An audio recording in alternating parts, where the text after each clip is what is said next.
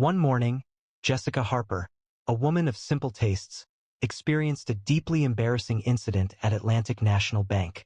Her bag was emptied, coffee spilled onto her shirt, and she was pushed towards the exit, ridiculed for her sweatpants and treated with derision as if she were out of place. The lobby was filled with hushed whispers and scornful looks as she stood there, feeling frozen and utterly ashamed. However, the atmosphere abruptly shifted as her billionaire husband arrived. With a single, understated instruction, derision transformed into remorse, laughter into apprehension, and pride into complete astonishment. The bank presented a facade of smooth marble counters and subdued conversations, an environment where affluence seemed to permeate every gleaming surface. Jessica entered, dressed in gray sweatpants and a simple white t-shirt, her auburn hair pulled back in a relaxed ponytail. She possessed a striking beauty, with soft green eyes and a graceful demeanor, though her unassuming attire concealed it from view. Ethan stood nearby, dressed sharply in a tailored charcoal suit, projecting a sense of quiet confidence. They had come to open an account for the Harper Foundation, Jessica's nonprofit organization that invests millions in children's education, beginning with a substantial deposit for a new scholarship program. Ethan's phone vibrated. It was a call from abroad that he was obligated to answer.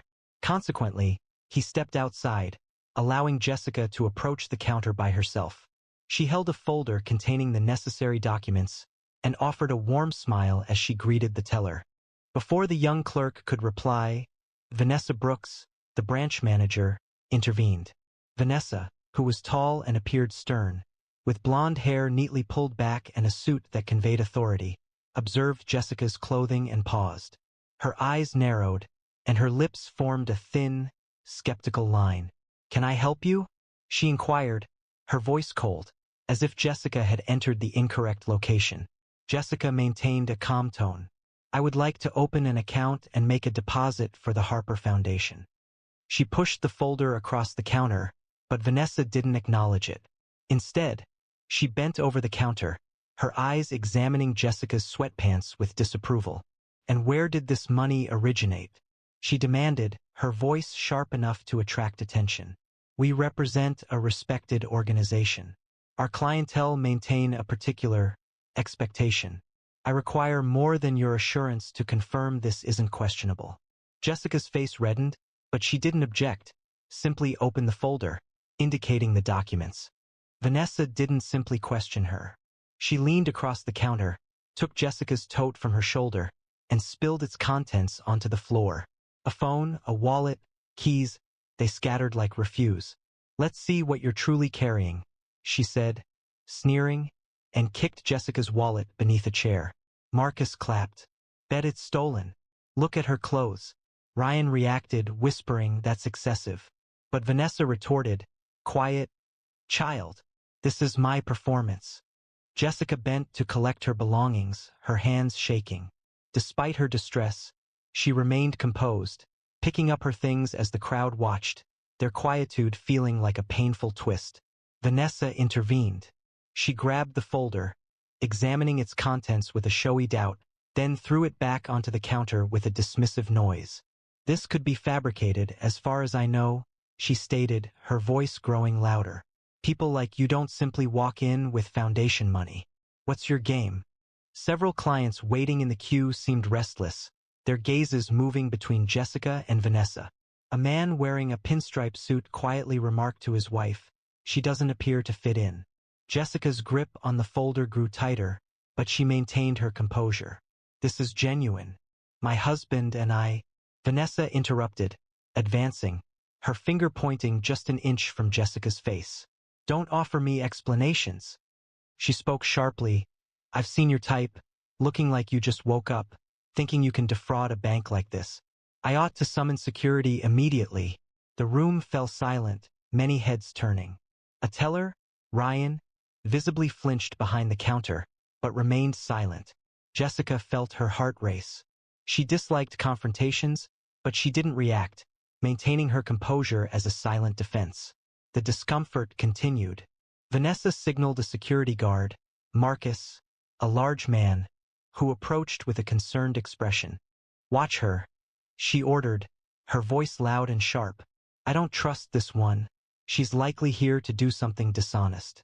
Marcus crossed his arms, standing over Jessica, as Vanessa smirked. What's in that bag? She demanded, pointing at Jessica's plain canvas tote. Open it, let's see what you're hiding. Jessica's voice trembled slightly, but she remained composed. Just my phone and wallet, she replied, unzipping it to show them. Marcus escalated the situation, taking a cup of coffee from the counter and inadvertently spilling it down Jessica's shirt. The hot liquid soaked her white t-shirt and dripped onto her sweatpants. Oops, thought you needed a wake-up call, he remarked, smirking as Vanessa laughed. Now she looks the part, wet trash. The pinstripe guy chuckled, saying perfect upgrade for a beggar, while the fur coat woman snapped a photo, giggling this'll go viral, scammer gets soaked. Jessica remained there, soaked and with stinging skin, her demeanor a sharp difference from their hostility. Yet the crowd's laughter continued. Vanessa scoffed, a likely story, as Marcus searched, retrieving her keys and throwing them onto the counter as if presenting evidence. A woman in a fur coat close by chuckled, murmuring to her companion, she looks as if she's requesting money, not making a deposit. Vanessa proceeded with her remarks.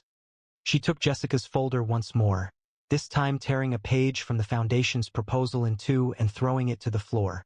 This is worthless, likely printed from a deceptive website, she exclaimed, her voice resonating as Marcus encouraged. Yeah, destroy it all. She's a fraud. The man in a pinstripe suit gave a knowing smile. She should have remained where she came from. A young teller named Lisa averted her gaze, feeling embarrassed but not speaking. Jessica reached down to gather the damaged paper, her hands trembling. She remained silent, simply returning the document to its folder, her composure highlighting the harshness of their actions. The man in the pinstripe suit nodded, a mocking laugh escaping his lips, suggesting she was deceiving them. Jessica briefly closed her eyes, focusing on maintaining her composure. She didn't require their approval. She led a foundation that positively impacted lives, yet their criticism felt sharp. She had encountered this type of assessment previously, people evaluating her based on her appearance, but never with such intensity, never so openly. Her fingers brushed the folder, clinging to the truth inside as Vanessa's finger jabbed closer, grazing her cheek. You're wasting our time. Get out before I have you escorted. As Vanessa's finger grazed her cheek, Grace stepped in closer, shoving Jessica's shoulder hard enough to make her stumble, her sneakers slipping on the wet floor from the coffee spill. Move it, con artist, out of here, he growled, while Vanessa screeched, get her gone before she stains the place. The woman wearing a fur coat applauded, saying, finally, clear out the undesirables. And the man in pinstripes threw a crumpled receipt at her, shouting, take your rubbish and leave. Jessica regained her composure, coffee spilling, paper scattering. However, she remained firm, her silence a challenge they were unable to subdue. At that moment, Ethan re-entered the room. The call concluded, concerning a business matter in Singapore, and he paused, his gaze fixed on the unfolding situation. Vanessa's finger was near Jessica's face. Marcus was nearby, and onlookers were observing. His jaw became rigid, but his voice, calm and authoritative, resonated. You are addressing my wife. The entire bank fell silent. Ethan's voice didn't merely quiet the room. It resonated like a sudden, powerful sound, halting Vanessa in the middle of an expression, her fingers still suspended in the air, as if illuminated by a focused beam of light. The murmur of the crowd ceased abruptly, giving way to a collective intake of breath that seemed to drain the air. Vanessa's strong arms fell limp, as if they had lost their function, and the man in the pinstripe suit's mouth dropped open, his tie appearing like a rope around his confident throat.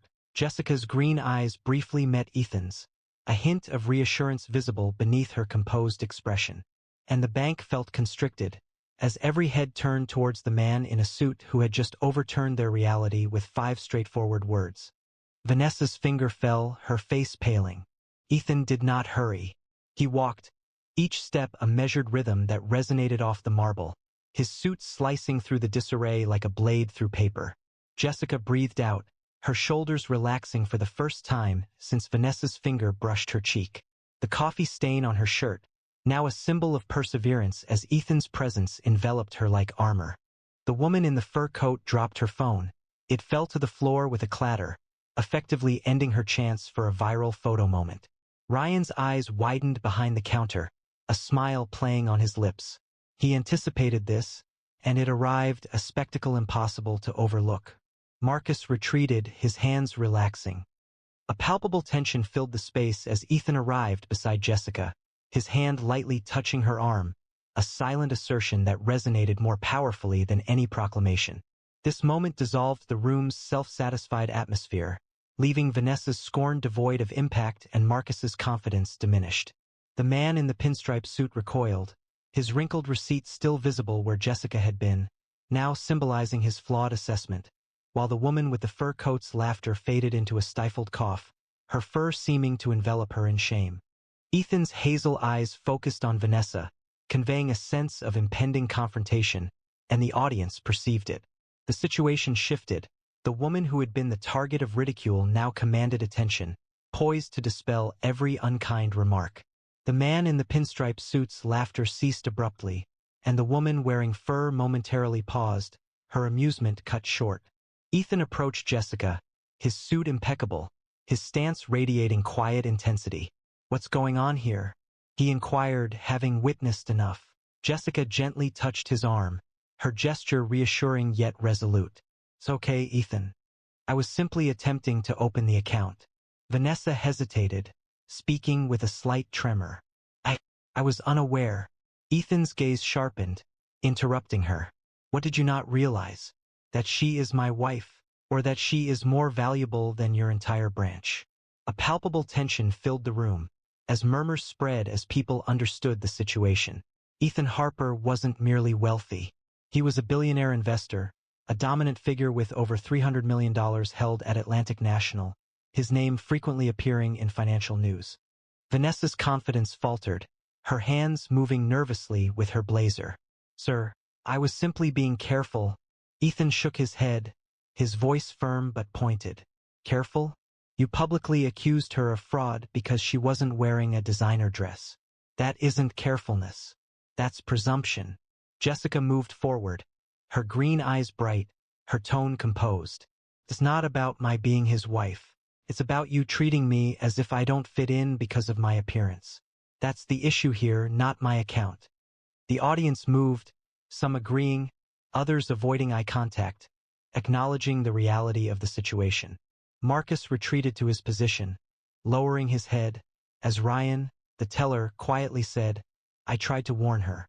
The man in the pinstripe suit straightened his tie, falling silent, while the woman with the fur coat gripped her handbag, her enjoyment vanished. Ethan's eyes scanned the room, focusing on Vanessa. "You embarrassed her without justification. She's here to make a deposit that will assist children who would never otherwise be in a place like this. Children you would likely criticize as well."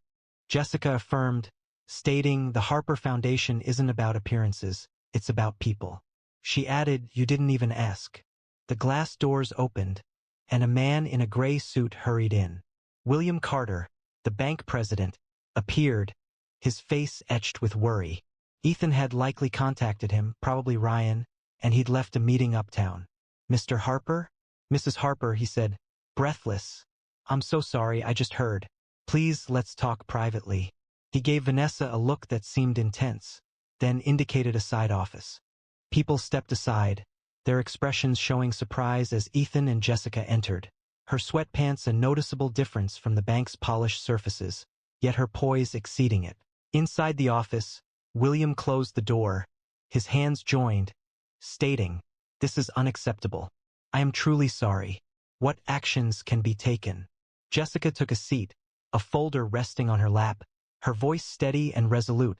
"I am not seeking compensation for myself. However, this must never occur again, not to any individual. Instruct your employees to look beyond outward appearances. Establish a policy of respect for every individual entering the premises regardless of attire, and collaborate with my foundation to provide underprivileged students with access to accounts and financial literacy opportunities." Ethan leaned forward, stating, "You've been entrusted with $300 million of my funds. Ensure its proper use or I will relocate it." Vanessa attempted to retract her statement, her voice trembling as Ethan looked at her intently. Mr. Harper, I didn't intend that. I have financial obligations, I have a child. She pleaded, her blonde hair escaping its tight bun in her panic.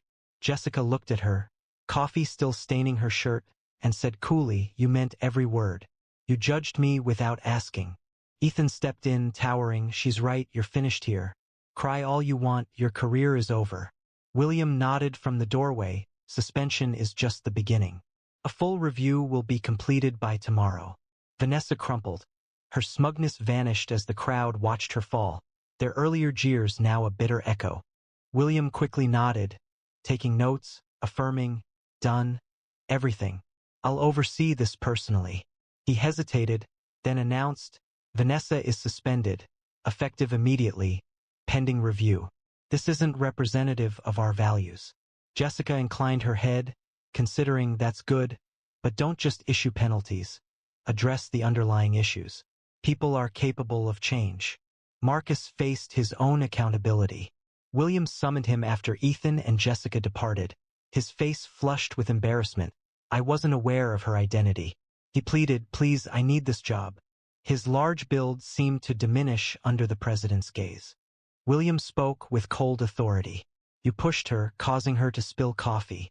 You're fortunate it's only a suspension, another infraction, and you're terminated. The pinstripe man and the woman in the fur coat retreated, their laughter fading into hushed discussions about Marcus's potential demise, the part they played in the situation clearly troubling them. Jessica's subtle triumph lingered in the atmosphere, a harsh truth they would have to accept, and the audience had reason to celebrate her ascent over their failure. Ethan grasped her hand, displaying his pride, as William assured them updates would be provided by the end of the week. The agreement was finalized, achieved through encouragement rather than intimidation. As they prepared to depart, Jessica glanced back, her gaze meeting Vanessa's through the window. Vanessa remained present, visibly anxious near the counter. One more thing, Jessica said quietly. We're offering a parent workshop next month for families with children experiencing difficulties in reading. Vanessa is invited to attend. We sometimes make hasty judgments without understanding the challenges others face. William seemed taken aback, then he nodded. She would be informed. They exited, Ethan's arm around her, the bank now noticeably calmer. The murmurs and giggles had ceased. Jessica's tote bag swayed beside her. Her sweatpants remained the same, yet her aura had altered the atmosphere. Vanessa remained motionless, her suspension a burden she would take with her. The man in the pinstripe suit discreetly left, his head bowed, and the woman with the fur coat refused to make eye contact, her purse offering no protection. William observed their departure, already composing reports, aware that $300 million and a valuable lesson were at stake. The morning sun touched Jessica's face, and she released a breath, feeling the tightness dissipate.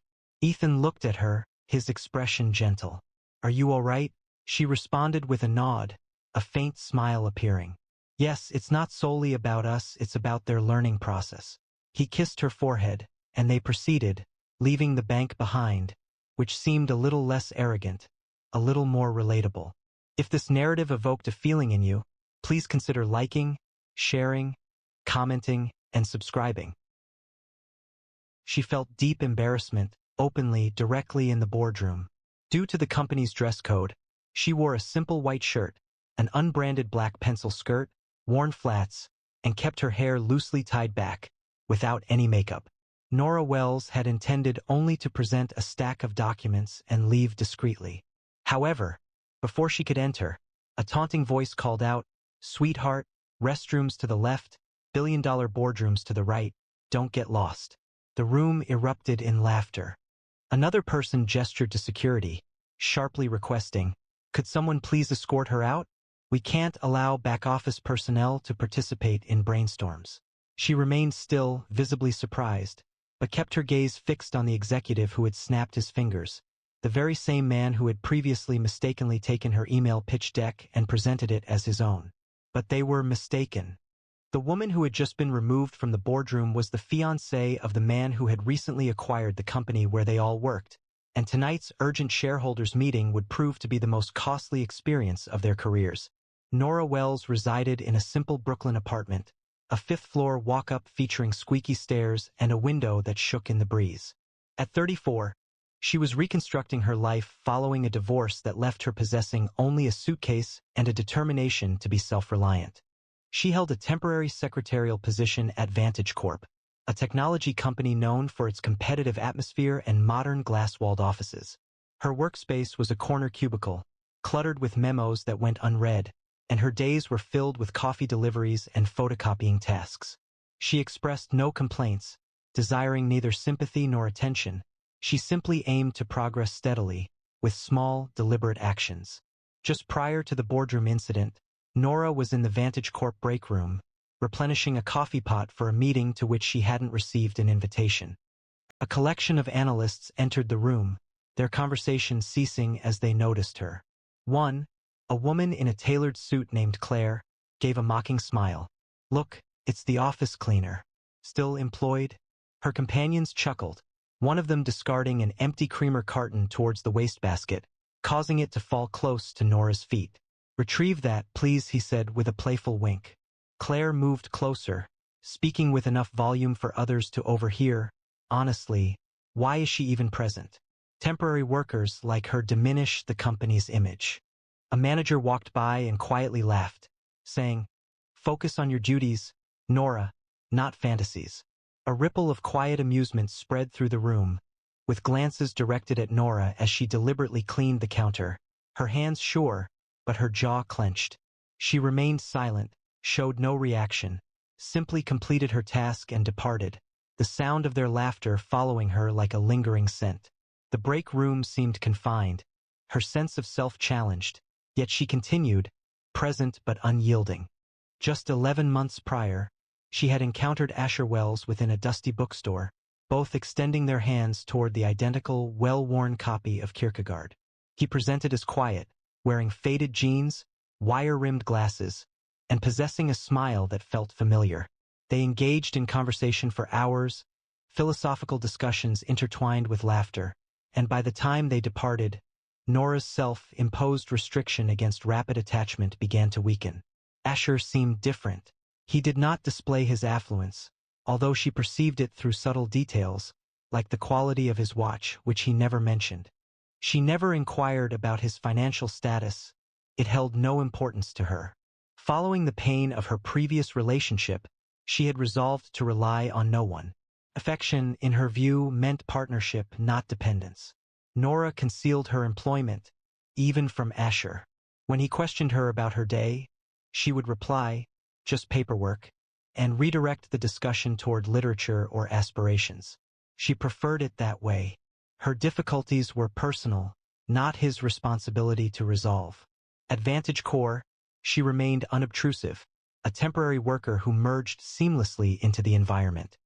Her white shirt was clean but unremarkable, her skirt purchased at a discounted price, her flats worn from journeys on the subway, her chestnut hair, habitually tied back loosely, highlighted a face that possessed a natural radiance, despite the fact that no one at the firm acknowledged it. They perceived her as insignificant, unaware that she was once the founder of an AI startup, built entirely from scratch, only to have it taken from her. One morning, Nora was assigned the job of organizing mail within Vantage Corp's main office, a glass enclosure where executives displayed their influence. While walking past, Paul Cantor noticed her and called out, "Hey, delivery girl, do you have anything for me? Are you just here to appear busy?"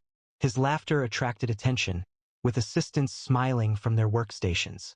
He bent down, quickly looking through her stack, dropping envelopes without care. "Bet you don't even know what's in these. Big money stuff, not your level." A coworker added, "Yeah, stick to basic supplies and coffee, sweetheart." Someone quickly shared a video online, showing her dropping the mail, a classic blunder. Criticism accumulated, questions arose about her presence. Nora continued her task, her movements accurate, her expression unreadable. A less experienced employee remarked, "She's like a fixture, helpful, unremarkable." The workspace resonated with derision, words that she neither avoided nor allowed to affect her. She completed her work, departed without a word, her resilience a hidden power they failed to recognize. On Wednesday, Nora was dispatched to the 42nd floor boardroom with a collection of funding reports. She had previously visited that location once, delivering pens, and understood the importance of brevity.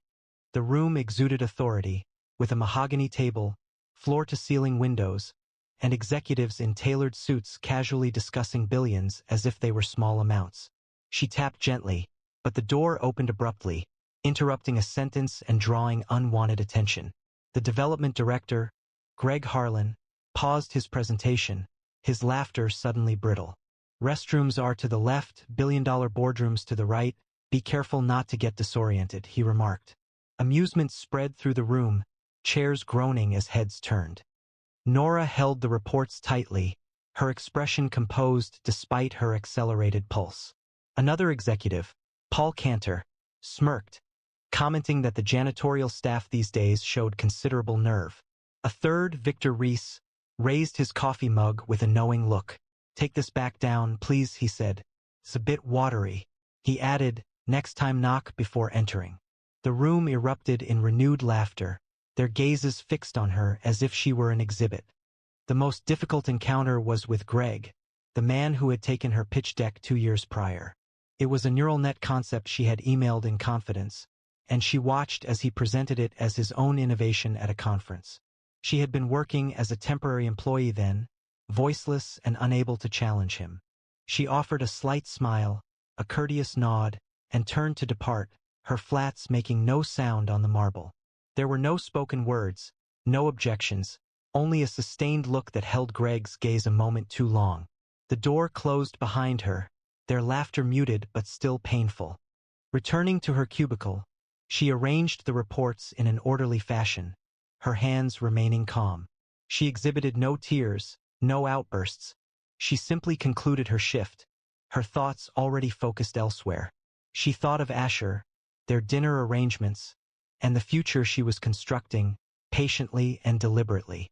Following a late shift, Nora awaited the elevator, her arms laden with files she's been instructed to reorganize by a mocking manager. Victor Reese entered, his cologne noticeable, his phone held to his ear. He looked at her, a smirk playing on his lips, and said into the call, "Yeah, some temps are using the lift." He added, "I bet she's lost again." He ended the call, turning to her. "You know, Nora, you're like a ghost here. Nobody seems to notice you." His laugh was sharp, amplified by 2 assistants who followed him, one copying her weary stance. "Carrying all that junk? Is this a movie, playing secretary?" Mother questioned. Someone nearby took a picture, sharing it online with the caption, "Temp life, sad and overloaded." Victor laughed, emerging as the doors slid open, playfully remarking, "Don't trip, dear. Wouldn't want you lingering." Nora remained motionless, her gaze unwavering, her quietness a defense. The elevator descended, its motor a low drone, carrying her downwards. Their unkindness was a burden she carried, but it didn't crush her. That afternoon, VantageCore's internal network failed due to a single email, urgent. Shareholder update. An unidentified fund had obtained 82% of the company's shares, taking effect immediately. Rumors spread quickly amongst the workstations. Would there be layoffs? Word of potential bankruptcy prompted an emergency board meeting scheduled for 6 p.m. Attendance was required for all senior staff. Nora noticed the email, her expression concerned, but dismissed it. She wasn't part of the senior team. She left work at 5 p.m., her bag over her shoulder, and went to meet Asher at their usual diner. While a company-wide meeting took place in the auditorium, Nora was tasked with distributing agendas, moving between lines of talking employees. Greg Harlan, on stage, noticed her and stopped speaking. "It seems our coffee server misplaced herself once more," he remarked, smiling as the audience chuckled. He signaled for her to approach, accepting an agenda and displaying it dramatically. "Nora, isn't it? Tell us, what does a temporary employee think of our major initiatives?" The room erupted in jeers, with one person yelling, "Back to the copy room." An assistant recorded the incident, sharing it online with the caption, "Temp gets roasted, priceless." Greg tossed the agenda back, grinning, "Focus on retrieval, not analysis, all right?" Co-workers murmured amongst themselves, their gazes pointedly noting her simple blouse and her reserved demeanor. Nora distributed the final papers, her action steady, her expression resolute. She departed the platform, their mirth a wave she traversed, her composure a beacon that could not be lessened. At the diner, Asher was less talkative than normal, his fingers drumming on the tabletop. "Something significant is occurring," he stated, his voice subdued. "Do you trust me?" Nora affirmed, intrigued, but withholding questions. He smiled, a brief spark of amusement in his eyes. "Excellent. I require you to accompany me this evening, to a place of importance." She paused. The dust lay thick on her flats, and her shirt was a little creased, yet his hand on hers felt firm and reassuring. "Okay," she said, her pulse quickening. She wasn't sure of their destination, but with Asher she always felt secure. One lunch hour, Nora found herself alone in the Vantage Core cafeteria, rereading a memo she had typed. A group of marketing representatives, led by Claire once more, positioned themselves close by, their voices carrying. "Honestly, it's her again. Does she ever go anywhere?" Claire remarked, rolling her eyes. "I bet she's enjoying finding mistakes in her own typing." Laughter erupted, with one person playfully tossing a napkin that landed on Nora's tray. "Oops, thought you were the cleanup crew," he said, grinning. Another person shared a surreptitious photo online, captioning it "Temp lunch, lonely and lame." Comments criticized her skirt and her solitude. A coworker leaned in, feigning sweetness. "Nora, dear, why not find a permanent job? This isn't your place," they said. The cafeteria was filled with chatter, all eyes on her, anticipating a reaction. Nora carefully folded the memo, her hands remained steady, and her gaze was unwavering. She rose, carrying a tray, and departed, their jeers following but failing to affect her deeply. She possessed an inner strength they couldn't diminish. At 6 p.m., the Vantage Core boardroom was full, a palpable tension hanging in the air. Greg Harlan straightened his tie, remarking to Paul Cantor, "Some ambitious individual is likely here to dismantle us." Victor Reese checked his phone, commenting on stock values. The doors opened, and Asher Wells entered, having exchanged his jeans for a tailored suit, and without his glasses, his presence dominating the room. Nora stood behind him, wearing a simple white shirt and worn flats. The atmosphere grew still. Greg's smile disappeared. Paul's coffee cup shook. Victor's phone slid across the table. "Apologies for the delay," Asher said, adjusting his watch. "We've just resolved some unnecessary equity." His tone was even, yet each word carried weight. He indicated Nora, who remained quiet, her gaze sweeping across the room, not with anger, but with composure. A manager struggled with his phone, enlarging a photograph online, his complexion draining. "Asher Wells," he murmured. "The investor, the one, goodness." Asher didn't delay. "Vantage Corp's been poorly administered for years," he began, moving back and forth. "Ineffective departments, a harmful atmosphere, misappropriated concepts." His gaze shifted to Greg, who visibly recoiled in his seat. "Starting now, a restructuring is underway.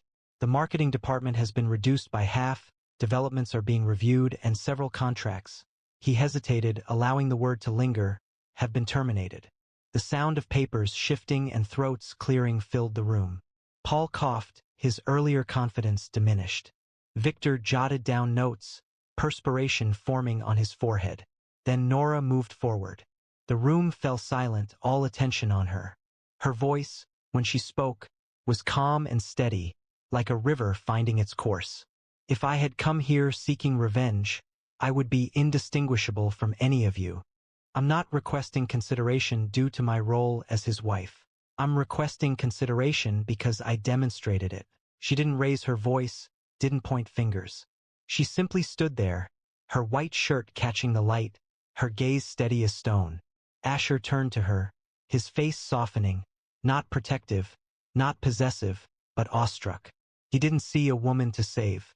He saw a partner, a force, someone who matched his every step.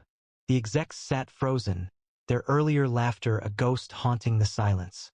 Greg's hands trembled, the stolen pitch deck feeling like an unbearable burden. Paul's mug remained untouched, growing cold. Victor's notes were scattered, his assurance gone. Nora's statement lingered, and Asher resumed the explanation, his voice now firm. Some of you know Nora as a temporary worker, he said, but she is much more than that. She is a founder, a visionary. And you, he directed his gaze at Greg, then Paul, then Victor, attempted to diminish her. He presented the plan: new leadership, a culture overhaul, a focus on innovation over egos. The room acknowledged, too surprised to object. The meeting concluded at 7 o'clock, and the boardroom emptied, executives departing as if reprimanded. That night, Nora and Asher were on her apartment's fire escape, city lights shimmering below. You didn't need to do this, she said, her voice quiet yet resolute. Asher shrugged, his hand briefly touching hers. I didn't do it for you. She felt compelled to act, given their unsuitability to lead a company that had harmed someone like her. She acknowledged his sentiment with a smile, not for the praise, but for the honesty she saw in his expression. The details of the meeting were never revisited. Instead, they simply shared a quiet moment as night enveloped them, two individuals who had connected in a world that sought to diminish them. The following morning, VantageCore was in disarray. Greg Harlan was terminated, his lauded innovation revealed to be Nora's misappropriated work. News outlets published headlines: exec fired for IP theft. Paul Cantor's department underwent significant restructuring, culminating in his resignation. Victor Reese retained his position, though his authority diminished, signified by the abandonment of his coffee mug.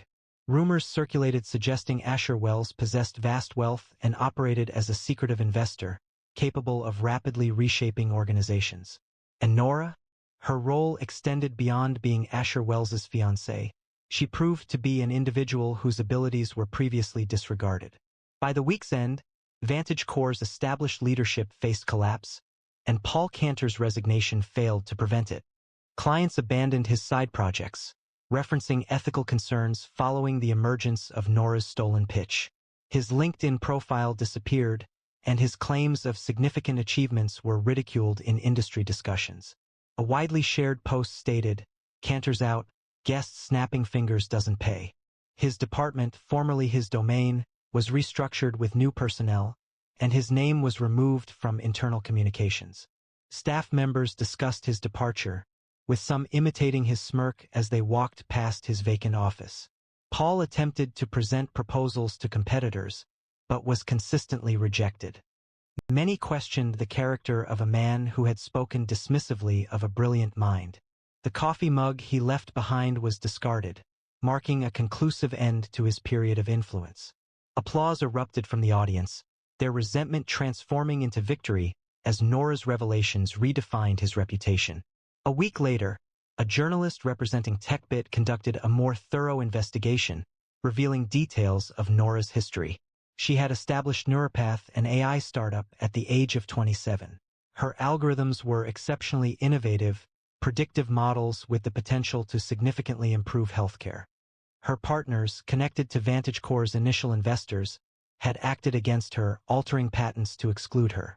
She had contested this in court, lost all she possessed, and subsequently left.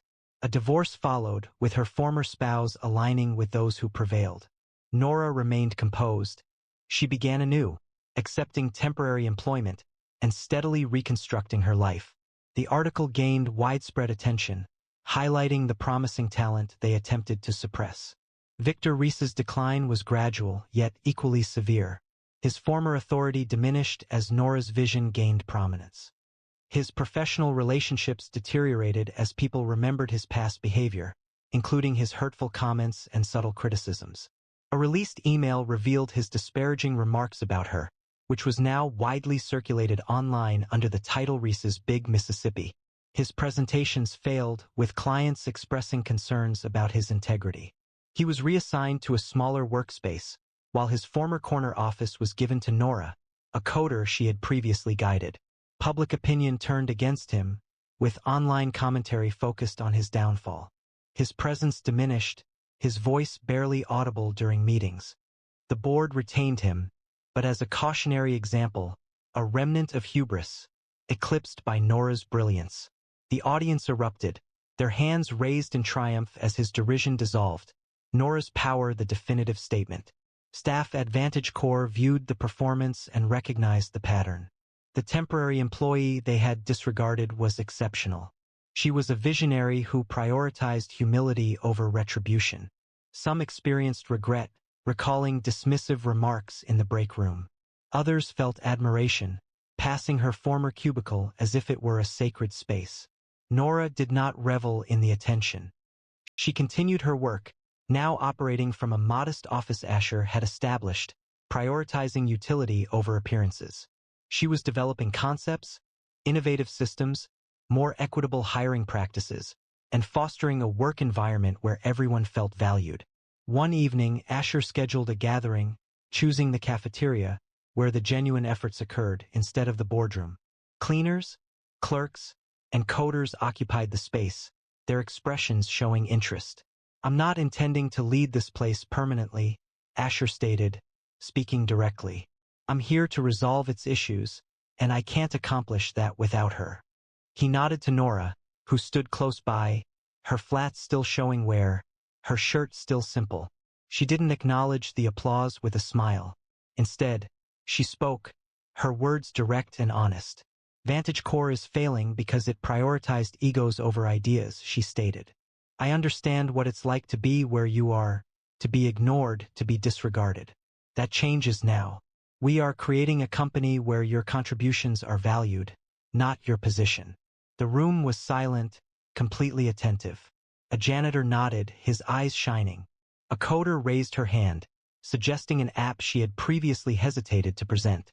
Nora listened intently, taking notes with sharp focus. When she finished, the cafeteria was filled with a sense of potential, rather than fear. Several weeks passed before the media frenzy began. Secretary Mary's billionaire investor. The tabloids declared, publishing photographs of Nora's flats and Asher's watch. Nora chose to disregard the attention, but a TechBit journalist continued to investigate, positioning her as the central figure of the narrative. Nora Wells didn't return. She constructed a new pathway, the article stated, outlining her startup's challenges, her unwavering spirit, and her progress. Public reaction was immediate. Many proclaimed Nora Wells as the leader needed. Vantage Corps stock, initially unstable, increased significantly as customers lauded the updated approach. Nora's selection as Chief of Culture and Innovation wasn't a simple occurrence. It signaled a significant shift. She entered her initial board meeting, not in a formal suit, but in her standard skirt and shirt. The assembled members rose, not from intimidation, but from deference. Greg's seat was vacant, Paul's nameplate removed. Victor remained composed, his voice quiet. Nora made no triumphant statements. She articulated her vision, transparency, mentorship, prioritizing ideas over hierarchy. A junior analyst proposed a solution for their AI platform. Nora acknowledged him, offering him a marker. "Let it," she instructed. The room seemed to release its breath, reinvigorated. The wedding proceeded discreetly. There was no media coverage, no spectacle. Nora wore a simple dress and Asher wore a plain suit. They selected a Brooklyn rooftop, where string lights gently swayed in the breeze. The guest list was carefully curated. It included 100 women from Vantage Corps lowest floors, receptionists, coders, and cleaners. Everyone received a personal, handwritten invitation, written in Nora's characteristic neat and welcoming style. The ceremony focused not on displays of authority, but on a reimagining of it. A clerk recited a poem she composed, her voice filled with emotion. A coder offered a toast, praising Nora for recognizing them. Asher observed, holding Nora's hand, his expression conveying volumes. This represented their community, collaboratively created. During the press conference a few days afterward, photographers crowded around, but Asher kept his remarks concise. "I didn't acquire this company because she's my wife," he stated, his voice calm. "I acquired it because they previously attempted to undermine the most exceptional woman I've ever known." He moved aside, allowing Nora to take the microphone. She spoke briefly, simply thanking her team, her gaze directed towards the women in the back, her guests, her supporters. The audience erupted, not for material gain or retribution, but for a woman who had transformed suffering into a meaningful mission. The operational center shifted. Hallways formerly bleak now resonated with innovation. A more sustainable proposal for environmentally friendly supplies was approved, her name included in the policy. The launch of a coder's application was celebrated, with her joyful expression featured on the company blog. Nora's office remained accessible, her door consistently unlocked. She dedicated extra hours, driven by genuine commitment. Her efforts encompassed every memo, every meeting, and every opportunity to restore what was damaged. One peaceful evening, Nora and Asher strolled through that familiar bookstore, their fingers lightly touching as they examined the books. She selected a volume, not Kierkegaard, but a recent AI journal, where her name appeared in a published article. A faint, genuine smile touched her lips, and she tucked it away. It wasn't necessary to voice it. The world they had created was sufficient, robust, equitable, and belonged to them. If this narrative resonated with you even slightly, please comment, share, and subscribe for additional content. She endured harsh ridicule. At the most lavish financial gala in all of Europe, her unbranded satin dress, flat shoes, and hair styled simply were the subject of amusement on every velvet staircase. It seems like a staff member has mistakenly entered the VIP lounge, one noblewoman murmured. Who is she to be seated near the shareholder board? Every glance seemed to overlook her, as though her presence was an unintentional oversight. Then the organizer's phone rang. Shortly afterward, the Marlowe family lawyer arrived, and unexpectedly, she became the sole heir to a billion-dollar empire. Marlowe Hall stood as a monument to wealth, its limestone facade glowing under the starlit skies of the English countryside. The mansion, with its sprawling gardens and baccarat chandeliers, served as the central hub of Europe's financial elite, having hosted the 70th birthday gala of Genevieve Marlowe, chairwoman of Marlowe and Company. A bastion of established wealth, the institution stood as the continent's oldest private bank.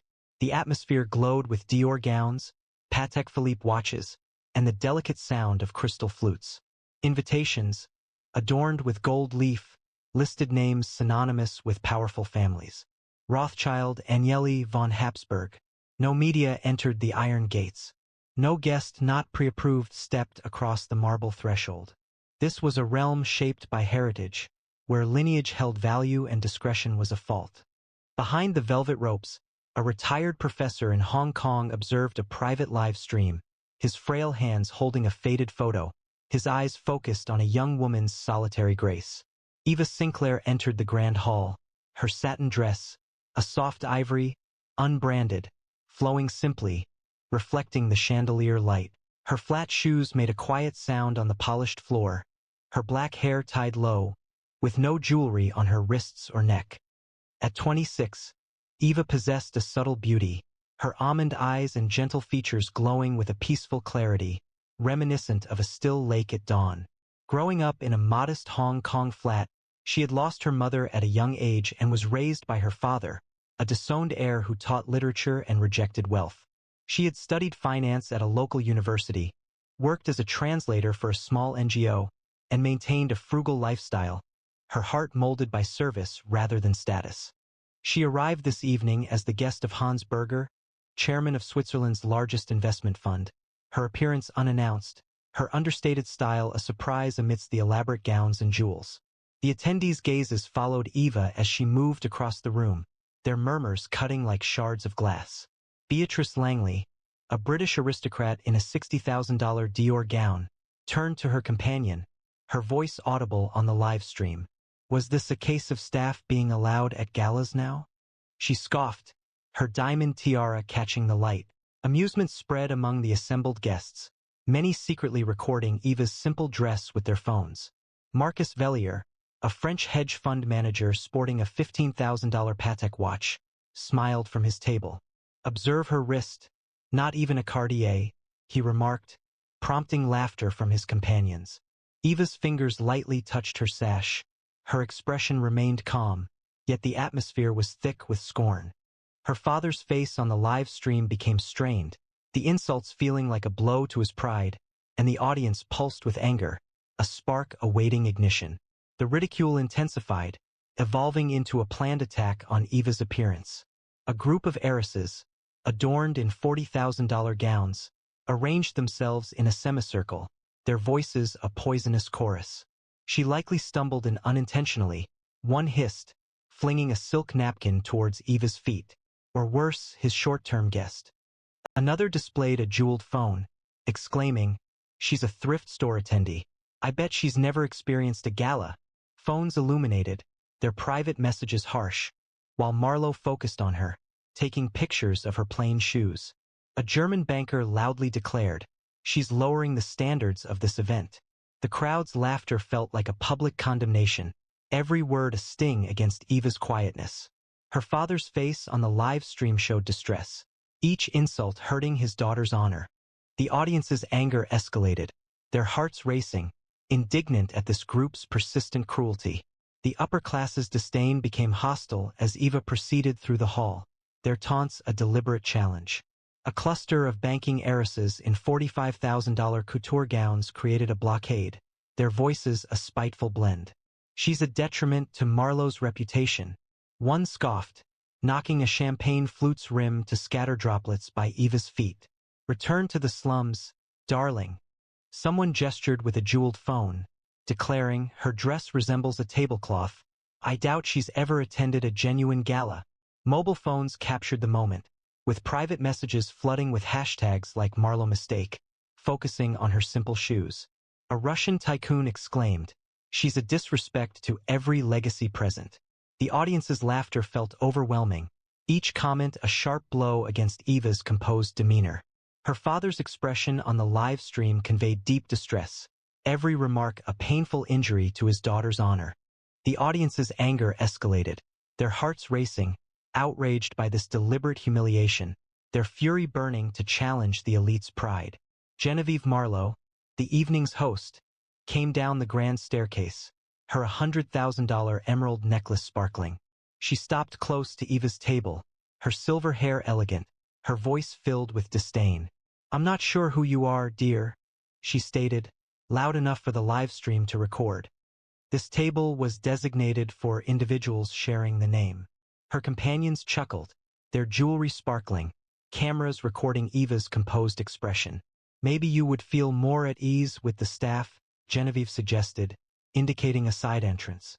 The attendees applauded, their derision a powerful surge, their hushed conversations murmuring, "Hatch, an uninvited guest." Eva's almond-shaped eyes met Genevieve's, unwavering, though a tremor ran through her. Her father's hands shook during the live stream, the host's actions feeling like a painful blow to his daughter's self-esteem. The audience's anger intensified, their hearts aching for Eva, and they were outraged by this public humiliation.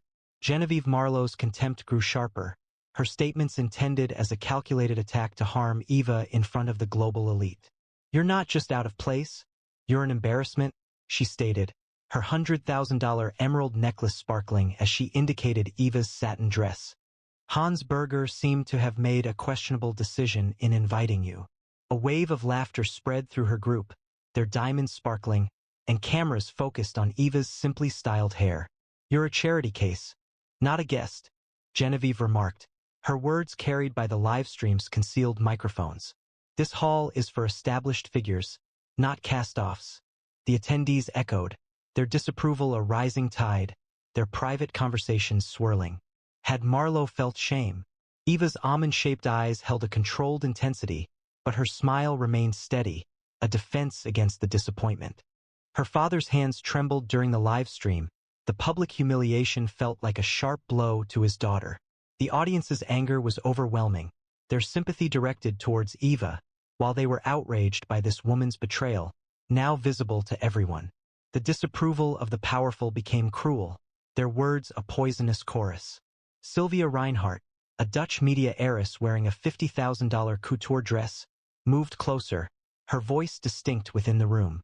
She seemed insignificant, likely paid to attend, she remarked, her words carried by the live stream's concealed microphones. Her associates concurred, one adding, "Her father must also be unremarkable. No wonder he isn't present." Numerous notifications appeared, private messages rapidly spreading, focusing on Eva's simply styled hair. A British lord's daughter exclaimed, "She is a disgrace to Marlowe's heritage." The laughter intensified, each remark feeling like a painful blow aimed at Eva's heart. Her father's face on the live stream conveyed immense distress, each falsehood a blow to his daughter's reputation. The audience's outrage surged, their anger a powerful force directed at this planned act of cruelty, hoping for justice to dismantle the elite's sense of superiority. The gala's staff, accustomed to remaining unseen, participated in the derision with understated remarks. A waiter, offering champagne, stopped close to Eva, speaking in a quiet but clear tone. "Miss, the service entrance is that way," he said, gesturing toward a side door, his smirk reflected by nearby guests. "We don't typically seat guests of your kind at the main tables," he added, eliciting laughter from the elite. Numerous onlookers captured Eva's serene face, their private conversations circulating, a staff mistake. The crowd's approval felt like a stifling wave, their arrogance a public humiliation. Eva straightened her sash, her almond eyes steady, but her father's live stream feed displayed his face falling, the staff's involvement a new disappointment. The audience's anger intensified, their hearts racing at this display of institutional cruelty, their fury ignited, threatening to destroy the hall's dignity. The gala's staff, instructed to protect Marlowe Hall's reputation, added their disdain to the elite's insults with sharp remarks. A maitre d', elegantly dressed, stopped close to Eva's table, his voice dripping with derision. "Miss, this section is reserved for invited guests only," he stated, ensuring the livestream could hear. He indicated her unbranded dress with a gesture, and a smirk spread across his face, reflected by those around him. "Your attire suggests you're in the incorrect area," he added, prompting laughter from the attendees. Phones recorded Eva's calm expression as private messages circulated, labeling the incident a gala oversight. The audience's agreement felt oppressive, their confidence a public embarrassment. Eva straightened her sash, her almond eyes steady, but her father's live stream revealed his face falling, the staff's involvement a new injury. The audience's anger intensified, their hearts racing at this institutional failing, their fury burning against the hall's reputation. Murmurs grew louder, the guests' disapproval becoming a worldwide event through the private live stream. A Monaco princess's cousin published an unidentified intruder, focusing on Eva's simple dress. A guest messaged, calling her a fake, a claim shared by a banking heir. The son of a French diplomat loudly suggested she forged her invitation, causing laughter to ripple through the hall. Hidden comments on the live stream surged with demands. "Eject her. Imposter." A woman wearing a $30,000 Valentino gown exclaimed, "She's humiliating Marlowe Hall. Someone stop this." Eva's hands remained still, her almond-shaped eyes focused on the distance. Her father's face on the live stream conveyed immense suffering, each online criticism feeling like a personal insult to his daughter. The audience's outrage was palpable, their emotions aligned with Eva's, yearning for this worldwide humiliation to cease. The guests' harshness escalated as they spread damaging stories, their voices a poisonous torrent intensified by the live stream. A Spanish duke's daughter moved closer, her $60,000 tiara sparkling, and said in a noticeable tone, "She's a fraud, likely coerced Berger to gain entry." Her companions acknowledged, their diamonds reflecting the light, one stating, "Her father's probably not even real, just a story to trick her here." Phones illuminated, private messages overflowing with falsehoods, as someone speculated, enlarging the image of Eva's loosely tied hair. A London financier exclaimed, "She's an imposter. Paulo has been deceived." The laughter resonated, each rumor a painful blow aimed at Eva's heart. Her father's image on the live stream displayed a face filled with anguish, each falsehood a hurt to his daughter's reputation. The audience's anger surged, their sympathies with Eva, their frustration a powerful force against this harmful accusations, eager for the truth to expose the elite's deceptions. A change occurred when Genevieve's secretary, a perceptive woman in a professional suit, visibly lost color during a phone call. Her phone vibrated repeatedly, and her voice shook as she spoke quietly to an assistant. The attendees observed, their quiet conversation stopping, phones being put down. The secretary quickly approached Genevieve. speaking urgently but softly, stating, "It's the Marlowe family's legal firm. The new heir is arriving immediately." The hall became still, the sound of crystal glasses being replaced by a feeling of anticipation. Eva remained composed, her satin dress unaffected by the disruption, her almond-shaped eyes peaceful. Her father's face on the live stream appeared gentler, a brief sign of hope visible in his expression.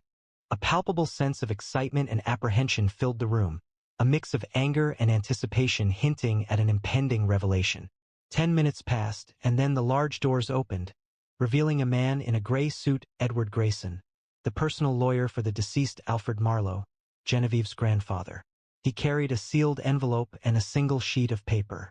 The assembled group made way for him, their jewels losing their brilliance, their expressions strained. Grayson spoke, his voice calm amidst the quiet, stating, "By directive of Alfred Marlowe's last will, the board of Marlowe and Companion is required to convene without delay." He hesitated, his eyes meeting Eva's.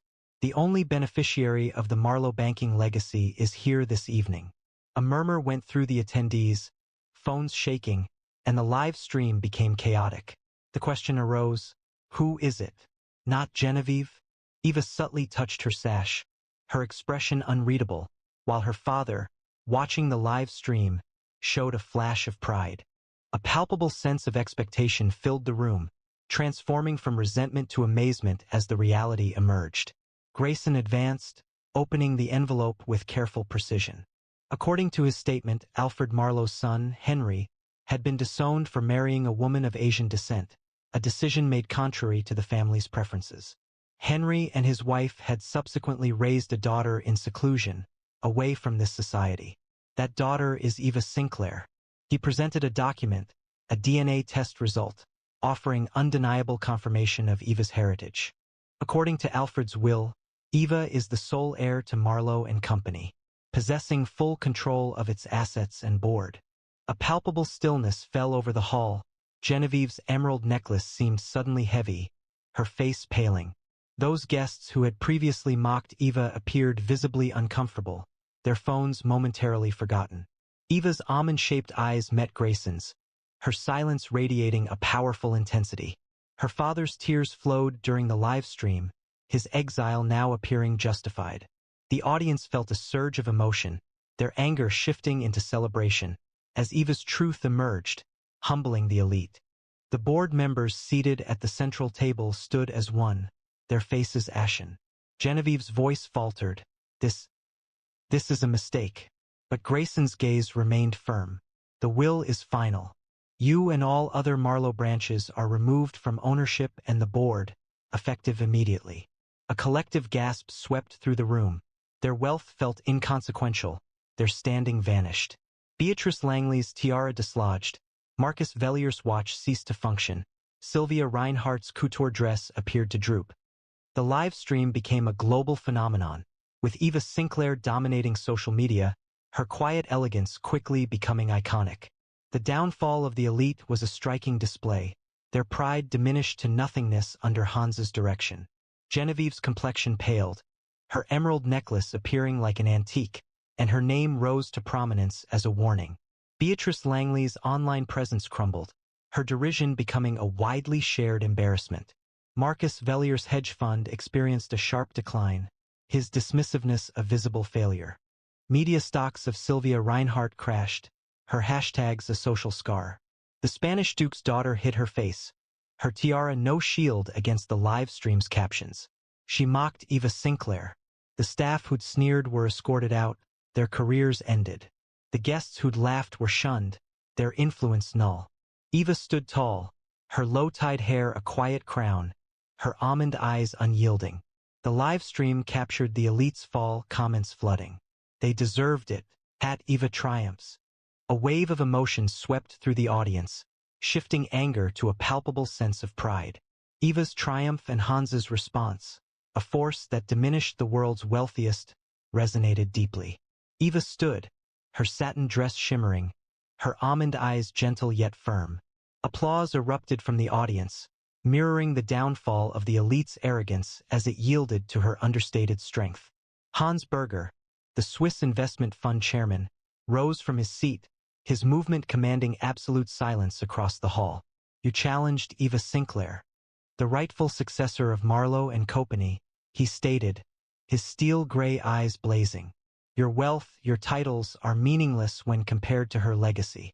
He produced his phone, showing a series of canceled deals, banking contracts with Beatrice Langley, investment partnerships with Marcus Vellier, trade agreements with Sylvia Reinhardt, all terminated. Your names have been removed from my fund's network, he announced, his gaze fixed on Genevieve. You have forfeited more than a seat, you have lost your future. The crowd's gasps echoed, their expectations shifting under his command. The live stream quickly became a worldwide trend, with comments appearing rapidly. He's unstoppable. At Eva, justice. Eva appeared composed, her satin dress gleaming, her victory confirmed by Han's unwavering power. The audience erupted, their spirits lifting as his global retribution humbled the elite's arrogance. Those who'd previously mocked now rose to their feet. With lowered heads and empires seemingly shaken, the heiresses who had discarded napkins fell silent, their private conversations ceasing. The waiter who had previously mocked Eva moved away, his tray visibly trembling.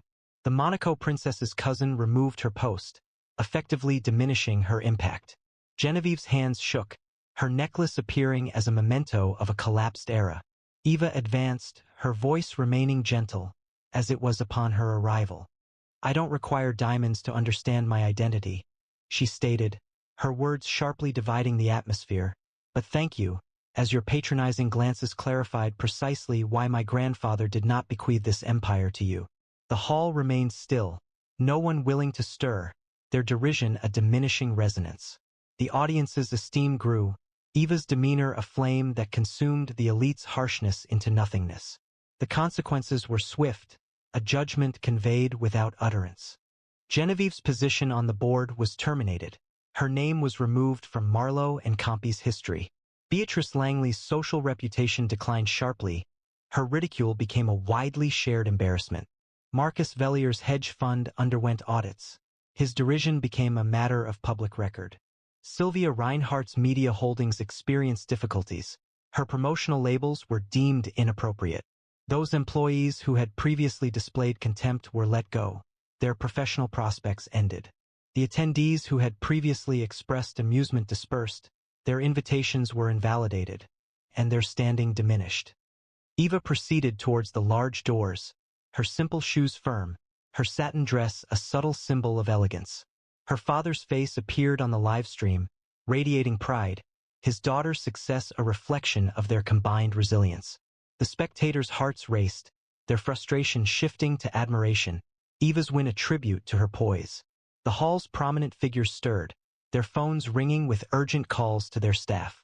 Schedule a meeting with Miss Sinclair, one exclaimed, his voice wavering. Now, she directs Marlowe, a fact passed around in hushed tones. Her Dior gown offered no defense against reality. The board members lingered, their positions rendered insignificant, their prospects now dependent on Eva's decisions.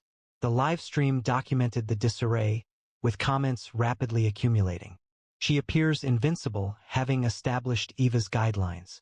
Eva halted at the entrance, her almond-shaped eyes briefly surveying the room. She was unaccompanied, without security or a retinue. She entered the night, leaving behind a procession of the world's wealthiest individuals vying for her notice, their gestures a quiet acknowledgement of her power. She possessed no aristocratic lineage, no jewelry adorning her wrist, no familiar name among them, but she held one distinction that none at Marlowe Hall did, a heritage that compelled the world's elite to show deference. Like, share, and subscribe for more stories like this, and tell us in the comments, would you have maintained your silence as Eva did?